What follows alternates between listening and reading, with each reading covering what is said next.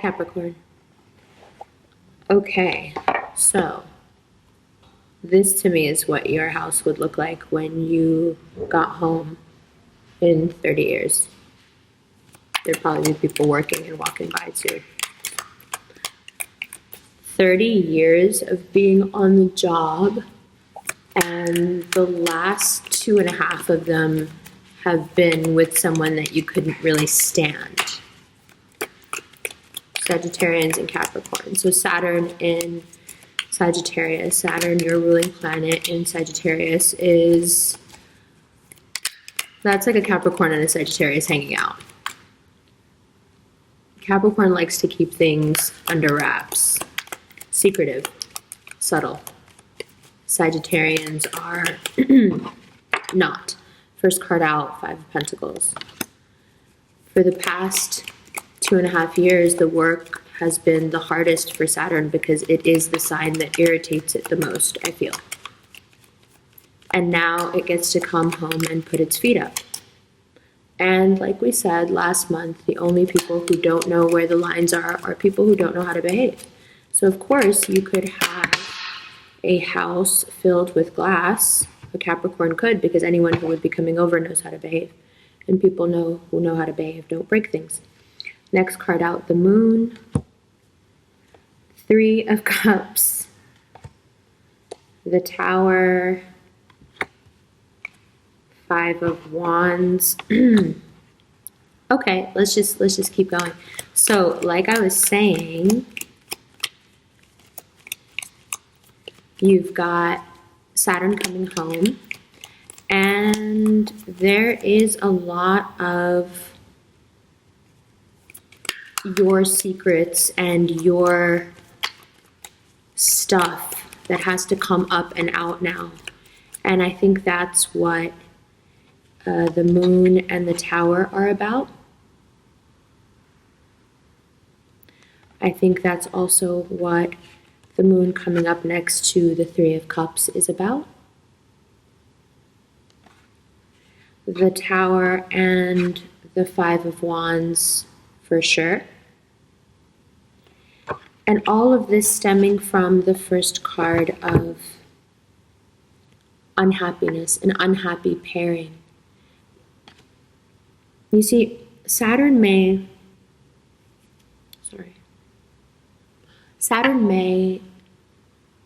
show everybody else where their foundation is weak. But it is the hardest on you because you are its natural placement. Like how parents are the hardest on their kids and they can praise other people's children just fine, but their own children have to be perfect if they're like overachieving. So Saturn, overachieving, strict, organizing, keeper of the delicate, real, precious things because they know the value of them. That also applies even more so to you. And anything that has not been working and has been making you feel like this, it's just gotta go. And if you have a Pisces in your life, they're coming up very strongly, but I think that this is definitely the Gemini full moon. The Gemini full moon is, okay, so it's a Gemini full moon, and then this is the Pisces card, and Neptune is there. And the full moon, the reason it's going to be so difficult is because of that Piscean energy. So it's all right here. And the way it's looking is that what it will bring up and what it will, in some ways for you, demystify is the reason you've been hanging on to this. I don't think that you'll get through this full moon without becoming very clear on how you just can't do this anymore. Now, how that translates for you as a Capricorn is always interesting. That can mean that you finally come clean about something going on in your life. It can mean that you start something illicit. When you feel that the connection is gone, when something comes up that makes it so clear. And the thing is, it's not going to make it clear. It's Neptune energy. If anything, it's going to make it even more unclear. But the Gemini full moon is going to make you feel like, oh, you know exactly, and you have to do it in this way, and there's no other way now, and that's it. And and so when these two people who have been trying for whatever reason to stick it out together, when they are forced to face the reality of what is happening, the ensuing effect is violent. It shakes things up. If this isn't Saturn coming home, then I don't know what is. And I think the reason this reading is going the way it is, because listen, look at the cards. Is there some way that I should be interpreting them differently as to not make this a super negative reading? Because help me out if there is, because look what I'm working with. Okay, yes, in some ways this can be a card of celebration, but not when you're coming up next to a Neptune and Pisces, Gemini full moon, and every other card is discontent and destruction and upheaval. Then this is obviously a card of, one of these people found out that there's another person involved. This is a dangerous full moon. Gemini energy. And how and what will happen, and what will happen is very quickly. See, a lot of places Saturn comes in, and then you feel the ebb and flow of the way it tightens and lets go and tightens and lets go, and you're like, oh, okay, I'm getting wrung out. Oh no, now I'm being washed. Now I'm being wrung out. Saturn in Capricorn is like, this is a mess. Right, immediate, sudden change. Get rid of all of this. Thanks, bye. Moving quickly. Let's move quickly on. Thank you very much. Here we are. And where are we? This is very good. I'm glad it came up like this because I want to show you something. Saturn is harsh with you. I'm not going to deny it. It's very true. Like I said, it expects the most out of you, right? So when it comes in and it comes home and it sees what the hell you've been doing, it's like, excuse me, turns on the lights, gets home, turns on the lights, and is like, what is this nonsense? What's happening here? Okay. So how about no, we're not doing that. I'm not coming home to this mess. All of you can get out. Oh, that makes things combative? Okay, that's just fine. I've been doing this for 30 years. I'll do it for 5 more minutes. And then once Saturn's house is clean, quickly, he wants to kick back and enjoy himself for 3 years. Quickly, moving into something vastly different from whence you came. Having the intelligence to cut off that which is not working so as to gain the world. Now, why did I say that I'm happy it came up this way? 1, because it's succinct, it's easy, it's clear, it's your season. I would rather the reading not be too long because you need to know what's going on so you can get on with the month.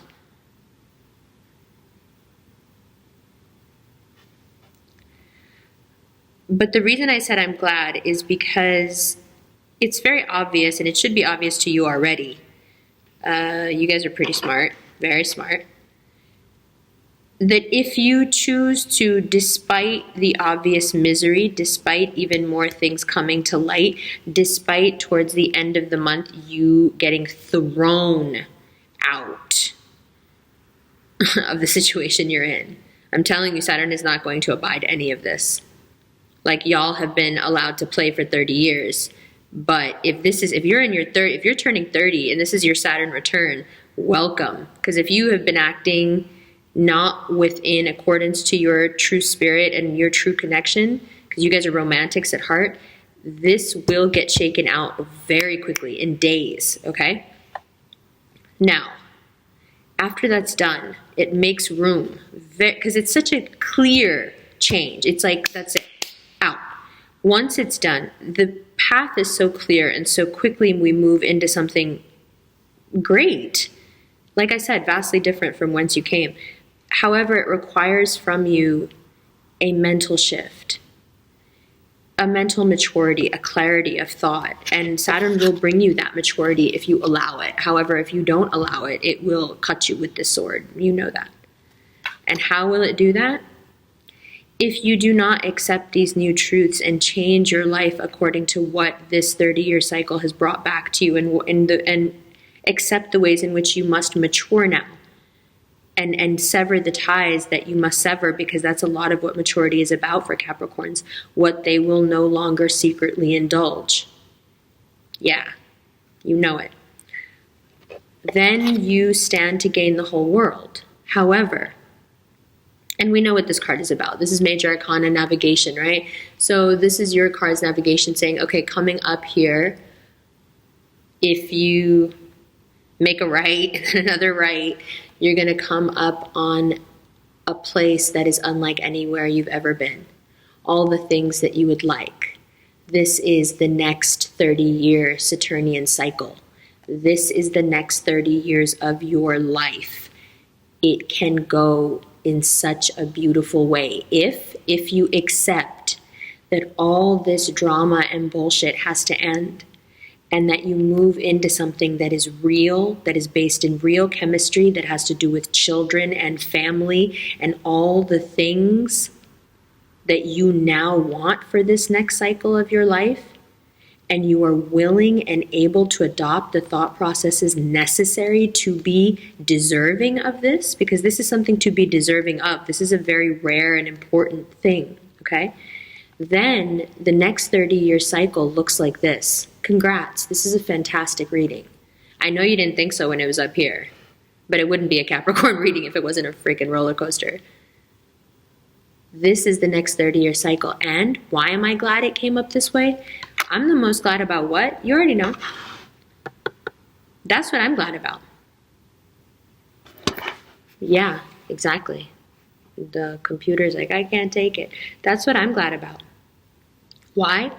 Because it's a point I wanted to make, but I didn't want to be that Debbie Downer during your season and, you know, your new cycle, and happy birthday and happy 30-year cycle, and Saturn's coming home and welcome home, and look at all this beautiful glass, and everyone's going to behave themselves, and you're going to have a big party, and everybody has to come, and they have to tell you all the things that you taught them and how wonderful you are. And all of that is great. However, before anyone comes to your party or anything gets to really happen, Saturn has to come home and make sure that all of this nonsense is over, so you have a presentable face to show people when they come over.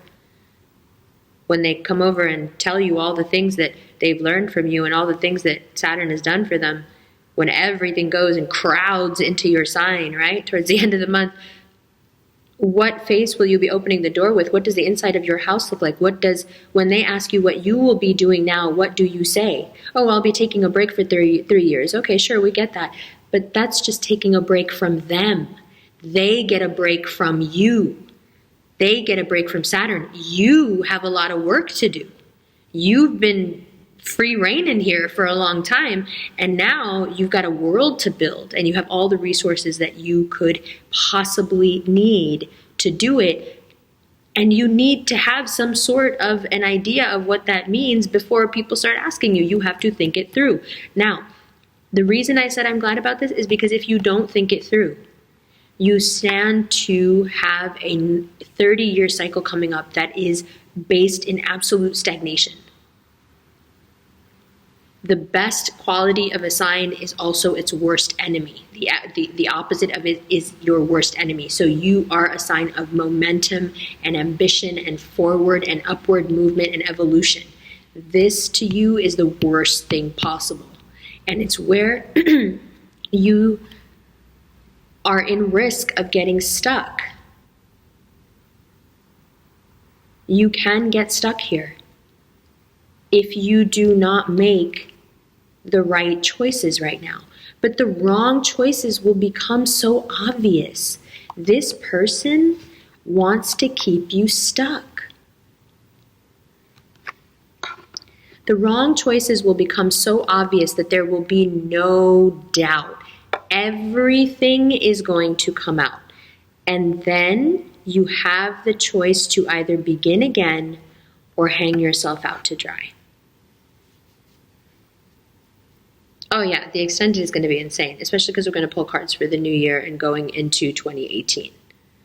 All right, Capricorn. Oh, the light is so moody. It's so moody. It's so good. So, why did I pick this place? And let's talk a little bit about this party. What am I talking about? What's this party?